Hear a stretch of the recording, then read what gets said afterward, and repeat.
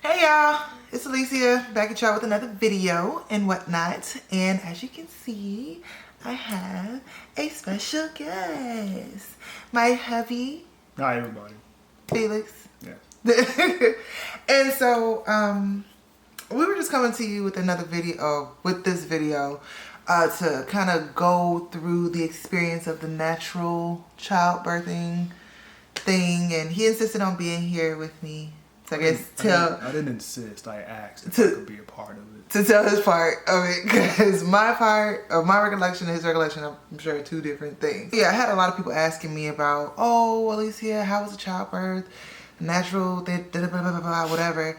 And so I figured just to make a video and just address everybody at the same time. Makes it easier. Yeah, I think so. Yeah. For those of you guys that don't know, I did do... we chose to go with the natural childbirthing and that means like no medicines, no epidurals, no Pitocin, oxytocin, none of that good stuff. And we did it with a midwife, and actually a student midwife, and her preceptor was a certified midwife. Shout out to Mosaic and Bethany over at Birth and Wellness Center in Arlington. They were super dope. I love them. Definitely a great job. Yes, and yeah, so we had it at a birth center, or the plan was to have it at a birth center. And it's just a more, I guess, off the beaten path type way of doing things nowadays. Everybody looks at us crazy. Yeah. But that was what you wanted to do, right? You wanted more control over yeah. the experience. Yeah. To, our first time with Mila. Yeah, the first time, like with Mila, our daughter, it was fine. Like nothing, no complications, no issues, no hiccups or anything like that. It was just the fact that I was so hands off. I didn't know anything. Like, oh, well, what's this for? Why am I doing this? I was pretty much held at the hospital against my own will when they induced me. But she ended up being fine. With this one, Imani is his name. And I wanted to just have a different experience. And our doula, Iana, Gabrielle, she's super dope, love her too. She was able to just help with like just like you said, the education overall, and come to the house and see baby and see me. I think just overall it was a higher level of support than kind of we've had really since we've become parents, or even found out that we were pregnant initially, just because, with my work, it's kind of taken us, to different parts of the country. So we haven't really been around family to have that support system. So I think being able to have the midwives and the doula kind of be able to be there whenever we had questions, and then to have Iana there, just being like a pillar of support for everything that we've needed. Like she was great. I'll get down to the nitty gritty. I'm sure this is like what everybody wants to know as far as like the actual experience. I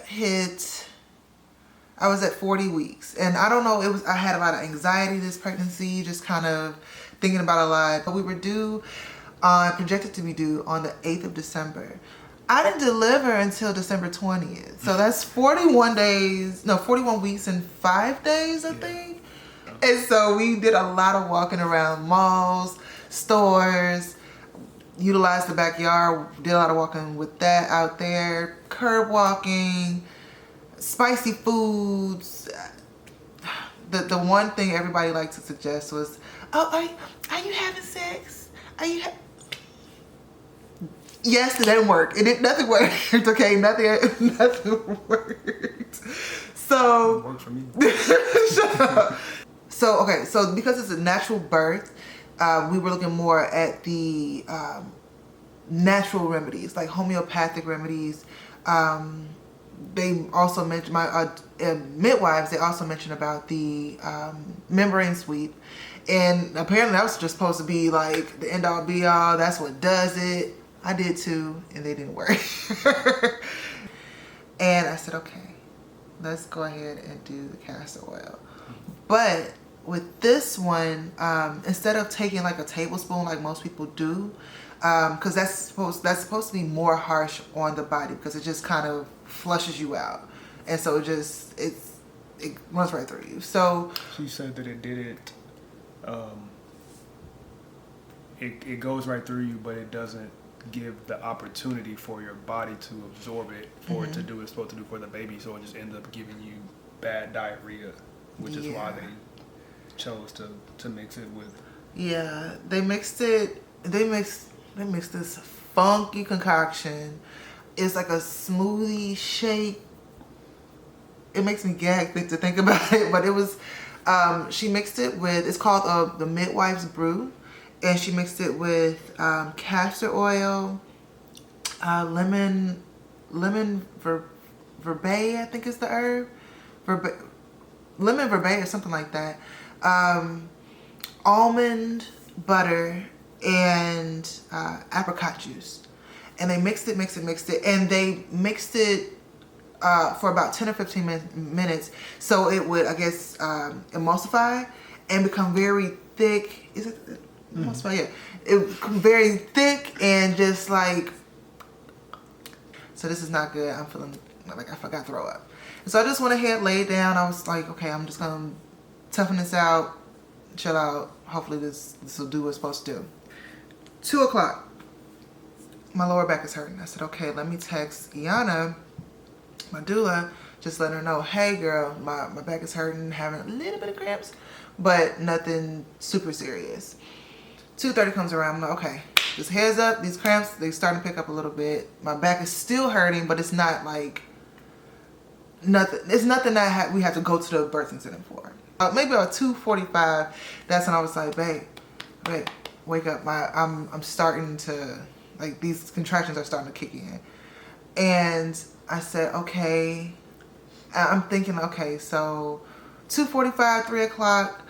I'm like, okay, they're still off. They're not, it's no regular pattern. Right. So I run off to the bathroom. I'm throwing up. I'm saying, okay, babe, call Iana. Like, I need her here. I need her here. Yeah, I honestly don't think I called her yet because we weren't.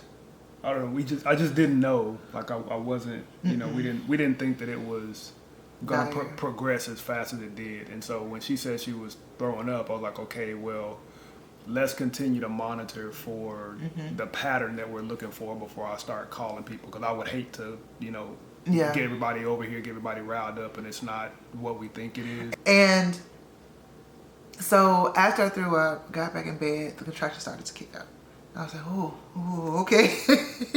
They started to kick up, and I was just like, babe, okay, all right, come on. let's start counting them. Yeah. And I don't know if they started getting more regular. I know they started getting more intense, but yeah. Definitely a lot of shirt yanking and yeah, it was.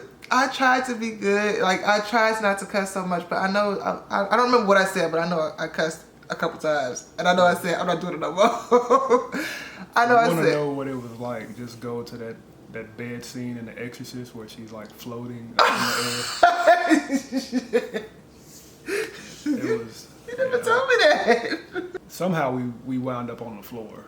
Yeah, I don't remember how. I think because you ended up having to make your way to the bathroom again, and I think that's when I called. Like, you had just called then? Or maybe not. I think I texted her. I know. She didn't. Did it? I think you had texted. I texted her like 2:30. Okay. And was giving her a heads up, like what's going on. Okay. But yeah. And no, I did call her. I remember she did sound sleepy. Yeah. Okay. She said she was on her way. We went from the bed, and I think I had to throw up again. I think I had to throw up. That was before. No, that last time you had to throw up was when everything got like super real. That's when you had to crawl to the bathroom. The level of pain increasing, like you would see it coming up, like it's like on a roller coaster, and like you see that, and you hit that peak, and it's like, oh, and I'm hollering to the top of my lungs like nobody's business, and it was so. I don't care what nobody said. It was painful. It was so freaking painful. And I don't know what it was, but I just kept on crawling. And then I got to the toilet. I think I threw up again. and then I said, oh, I had to poop. I gotta poop. And I got on the toilet, and I said, oh, I gotta poop for real. I was like, oh no, I gotta push. And I was just like, come on, Zeke. And I guess that's when he got on the horn and called her. And I remember hearing him on the phone. I think I heard her on the speaker. Somebody was just like, get off the toilet. Yeah, that was Mosaic. She was on speaker, and she told me to tell you that you had to get off, and then I told you that you got to get off the toilet. Like sitting on the toilet it relieves a lot of pressure, because it's like your leg, you have that opening between your legs, and it's just like, okay, it has that, I guess, space or whatever for. Yeah, because that was like, I guess, the natural way to give birth. Before, like, you would just kind of do like the sumo squat, and the baby would come out. Yeah, exactly. So to avoid baby being born in the toilet, we were advised to get off the toilet. But we did hear the water breaking, right? I guess that's what, because all I heard was a plop. I don't know if it was a poop. I don't know if it was a mucus plug. I don't know if it was water breaking or what. I was just like, someone plop. So I remember saying, someone plop. Yeah. And I don't know what it was, and I didn't want to look. And I mean, I was too inside my own head to look. And I said, okay. And he was like, get off the toilet. And I said, okay. And I got on the toilet. I'm on my side in fetal position. I was okay. And I'm having contractions, and I'm on the floor, like, just in agony. I was like, oh my gosh. And so what had happened was, when you had got off the toilet, I think you had like one more contraction, and Mosaic heard it, and she was like, oh, this baby is it's coming. And she was like, you guys gonna need to try to make it to the birth center like now, or you gonna have this baby at the house. And when she said house, I was like, oh no, we're not this house. No, not here. Because we had a plan, but if we could stick to it as much as possible, okay, let's try to make it. And so we I told Mosaic, I gave her my address just in case that we didn't make it, but to me, we weren't not gonna make it. Especially after all the money we paid for that birth center. That baby was gonna see that birth center. We was gonna see the inside of that birth center. So. And then I ended up, I don't know how I got to the car, but I guess he maybe carried. I don't know what happened. I got to the car. I didn't carry. No, I guided her to the car. Okay. He guided me to the car, and we were in the car. He didn't let the garage door up, put me in the front seat, let the car door open. I'm having contractions. Mind you, it was about 4 o'clock, 4:30 in the morning, 5 o'clock.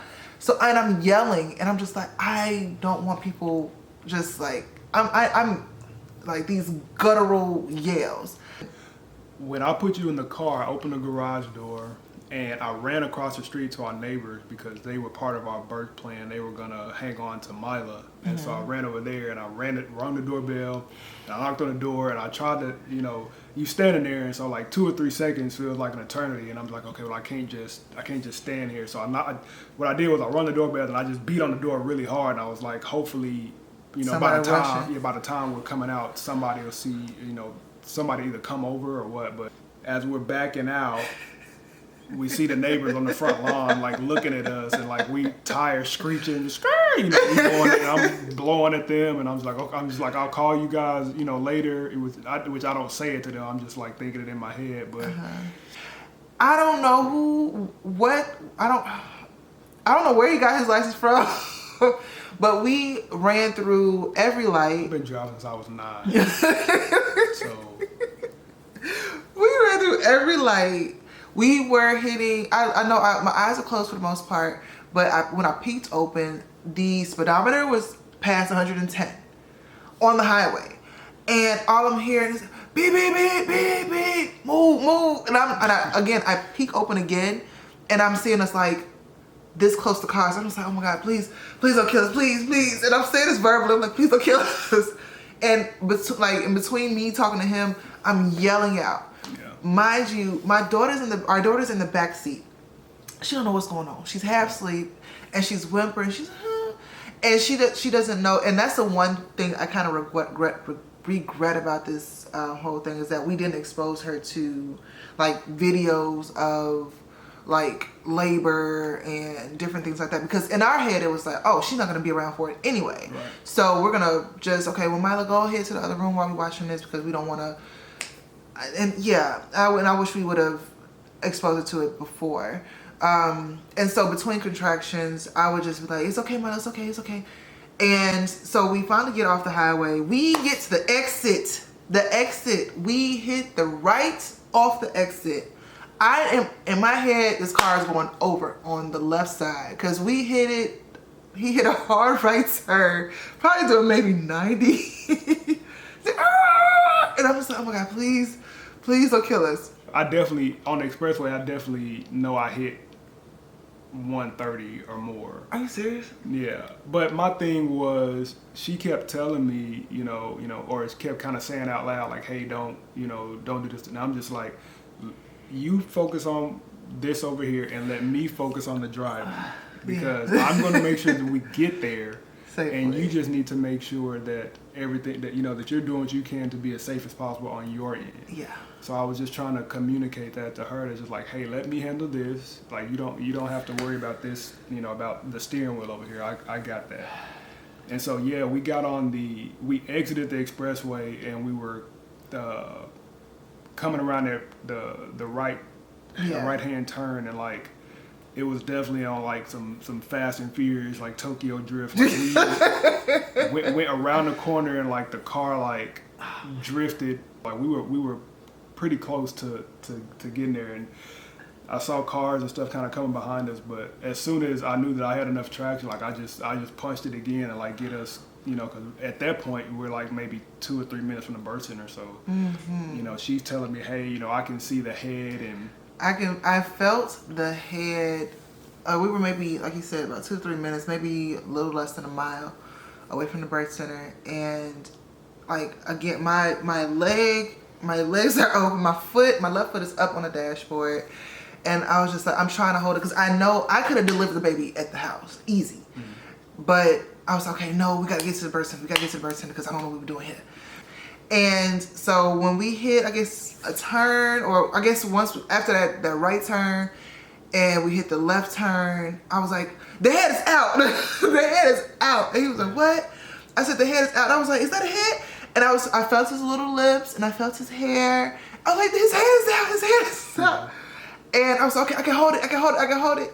And I was like, and I felt the shoulders, because he came out on his right side. No, his left side. And I felt his shoulders. I was like, I can hold it. And my body was like, no, girl, you can't. No. And so, right before I don't remember where it was, but right before we pulled up into the birth center, like, I was just like, one more, bloop, right out into my hand. We had the baby in the car.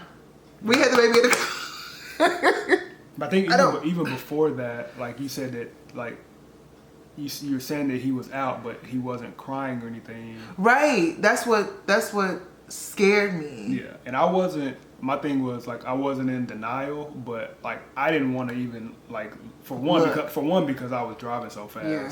And then two, like, I didn't want to give that like any attention until I could, pull over. And to me, everything was fine until it wasn't. Yeah. And so it was just like, okay, well, everything's going to be fine as long as I can get to the birth center. So anything negative didn't even cross my head. It's like, okay, just get to the birth center. And so before we pulled her to the parking lot, like she said, she was holding Imani in her arms. Mm-hmm. And so I just jumped out and ran inside. And what scared me was the fact that he wasn't crying when his head was out. I'm like, okay, well, maybe that's just what happens. And so when he finally did come out, he wasn't crying either. And so I was just like, and I remember Mosaic was telling me, like, tickle his feet, because that's what normally gets them all riled up. And so as soon as Mosaic opened the door, just crying. I said, oh my God. And it was just like a weight off my shoulders. Like, it was such a big weight off my shoulders. And so I was like, oh my gosh. And I was in shock. I'm just like, it's completely surreal. It doesn't register. It didn't register. like for a while. For me, it didn't register for a long time. Basically, I didn't deliver the placenta in the car. Like he said, they had to put a big pad or something between me, or like between my legs, and had to waddle inside, and we delivered the placenta at the birth center.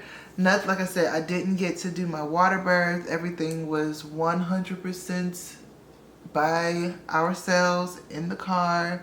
Mind you, Imani was 9 pounds 4 ounces, 21 inches. Big baby, apparently. And so, at least they said it's mostly head though. They said it's mostly head. I don't complain about what I can't change, okay? So get off my head. That means he's gonna be smart. He's gonna be real smart. Mind you, this from the first contraction to delivery, 3 hours. That's it. We started the actual contraction was at 2:30. We delivered Imani by 5:30 in the car, and that's it. Like, boom, boom. It was very, very quick. Nothing. I mean, zero went as planned. My midwives weren't there. Our doulas weren't there. Our doula wasn't there. Didn't get to have him in the water.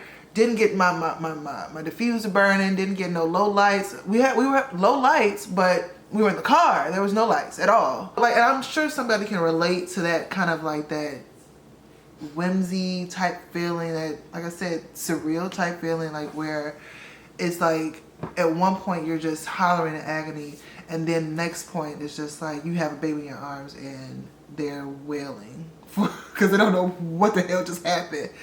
But it was satisfying to know that I was able to do that. We were before we left the birth center, we were able to do our herbal bath, and me and Imani were able to sit in there and just kind of relax for a second and just kind of recuperate. By the end, like, we were on our way home by 8:30, 8 o'clock, 8:30. Yeah, and which is normal. If nothing's wrong with baby, nothing is wrong with mommy, all right, see you. Like, and I mean, and it's not like a kicking out type thing. It's just like, well, there's nothing wrong. There's no reason for us to keep you. I mean, they allowed me to relax for a little bit, but that was it. But to also know that I was able to do what I did just out of my own just strength, because I was nervous. Like, you can ask Felix, you can ask anybody. It's like I was very, very caught up in myself. Like, okay, I'm not gonna be able to do this. Like, I don't know. Like, the hospital's up the street. Just to let y'all know, I'm considering it. Like, just don't have the most speed down.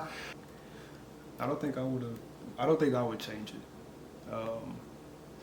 There's not too many things that kind of, I would say, touch me. I'm not gonna say I'm an emotionless person, but it's not too many things that touch in a certain places. But I don't know. I felt like this was definitely purposeful.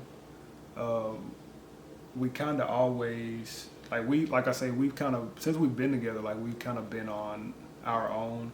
Mm-hmm. And not to say that we haven't had, a semblance of support from our family, but it's just different when when it's just me and Alicia, and we're in a, 4, 5, 6 states away, mm-hmm. kind of on our own, raising, our little family, or raising Mila.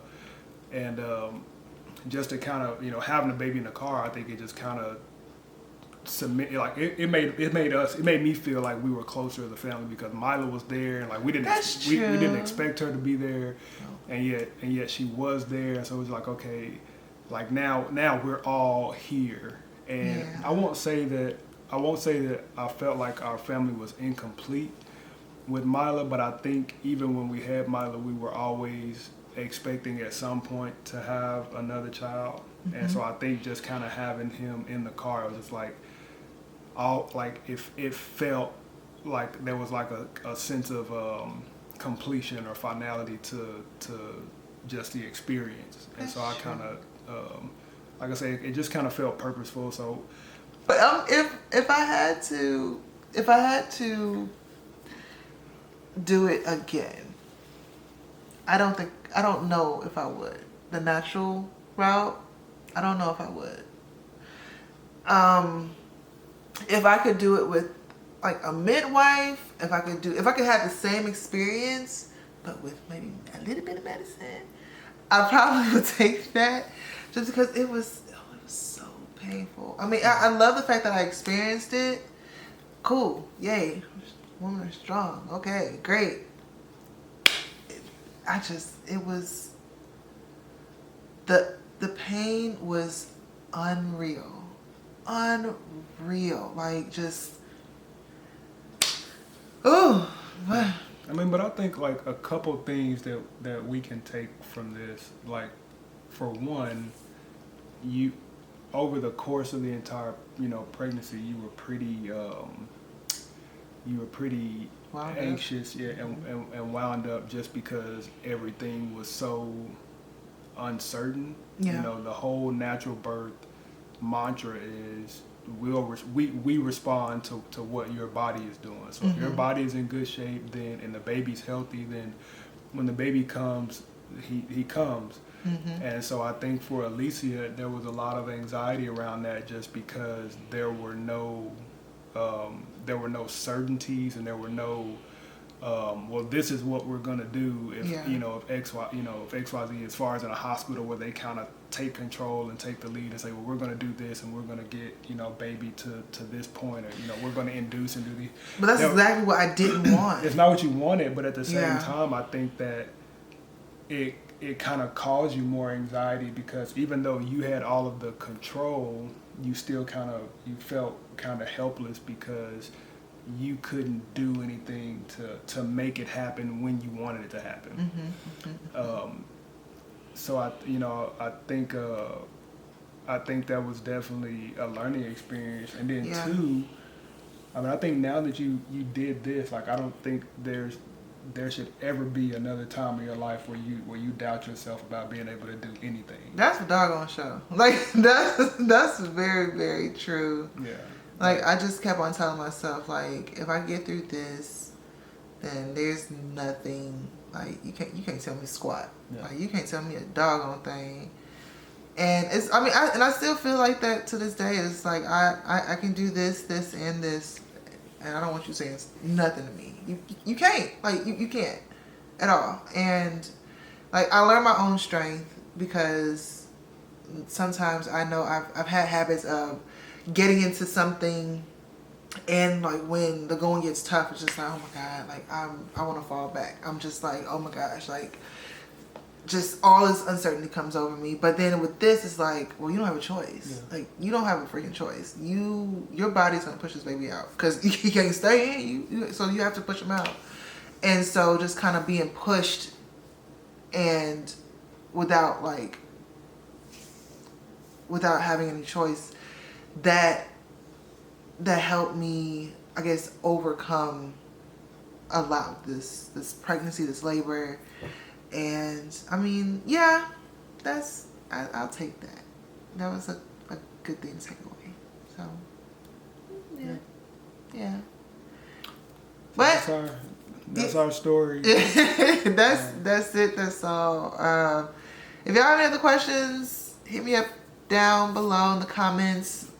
Like, subscribe, hit that bell for that ding. And like I said, comment all that good stuff. If anybody else has any other crazy pregnancy story that you guys want to share, like, definitely put them down in the comments. We'd love to hear about them.